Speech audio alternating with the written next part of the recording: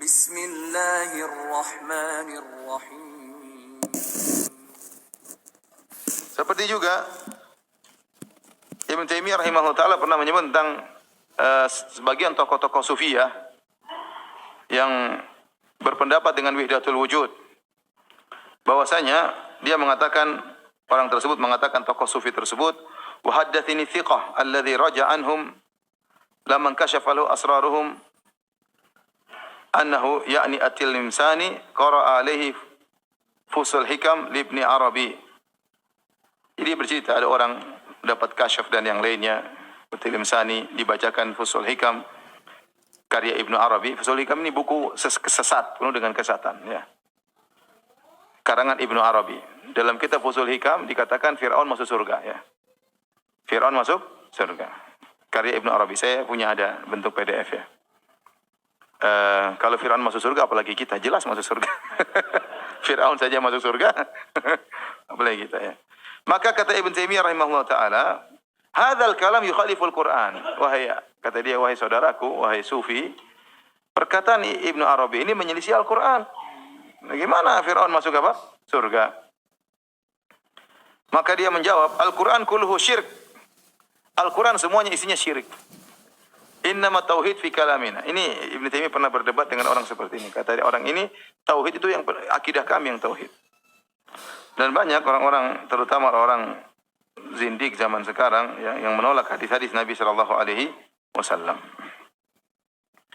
Di antara mereka seperti ada seorang tokoh, ya, Islami yang tatkala disampaikan kepadanya hadis tentang hadis lalat yang kata Nabi sallallahu alaihi wasallam dalam Sahih Al-Bukhari, "Idza waqa'a adz-dzubabu fi ina'i ahadikum falyaghmishu kullahu thumma liyatrahu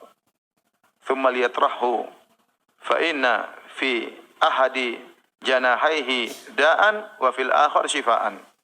Kata Nabi sallallahu alaihi wasallam, kalau ada lalat jatuh di salah satu cangkir kalian, maka celupkan lalat tersebut seluruhnya. Kemudian buang lalat tersebut, jangan dimakan, buang lalat tersebut. Sungguhnya kenapa dicelupkan seluruhnya? Karena salah satu sayapnya ada penyakit, salah satu sayapnya ada obatnya. Maka celupkan dua-duanya agar penyakit tersebut diimbangi dengan obat. Kata dia, kata orang ini, tokoh Islami, saya tidak ingin sebut namanya, ini dia mengatakan, ya, kalau saya dengar hadis ini, lebih baik saya memilih pendapat tabib kafir, ya. Dokter kafir bilang jangan, maka lebih baik saya memilih pendapat dokter apa? Kafir, daripada mengamalkan hadis ini. Maksudnya, kalau Anda pun tolak, tidak usah Anda berani demikian, menolak sampai lebih baik saya terima perkataan dokter kafir daripada perkataan Rasulullah sallallahu alaihi wasallam. Keberanian dalam menyikapi hadis Nabi sallallahu alaihi wasallam. Jadi mereka menolak hadis-hadis terkadang dengan sikap tegas seperti itu, ya. Ya, karena tidak sesuai dengan akal mereka. Kemudian juga di antara mereka menolak hadis-hadis Nabi atau ayat-ayat Al-Quran, ya, seperti pernyataan orang-orang ahli filsafat, Ibnu Sina, Al-Farabi dan yang semisalnya. Mereka mengatakan ayat-ayat dalam Al-Quran tentang hari kiamat itu tidak benar, itu hanya sekedar khayalan. Jadi para anbiya mereka berdusta kepada kaumnya dengan pembicaraan yang masuk akal kaum mereka. Kalau mereka bicara dengan yang hakikat, kaum mereka tidak akan paham. Sehingga mereka harus membuat khayalan-khayalan, kedustaan-kedustaan, agar masyarakat umum, awam mengerti. Oh, ada surga, ada neraka, ada kebangkitan, ada begini-begini. Sebenarnya enggak ada.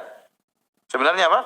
Enggak ada. Itu hanyalah khayalan-khayalan dibuat oleh Nabi melalui Al-Quran atau hadis-hadisnya, agar orang-orang bisa tunduk dan patuh. Dan ini adalah bentuk penolakan terhadap ayat-ayat dan hadis-hadis Nabi sallallahu alaihi wasallam, ya. Dan ini perkara yang sangat mengerikan, ya. Sama seperti ulil absar, ya. Tatkala dia berkata bahwasanya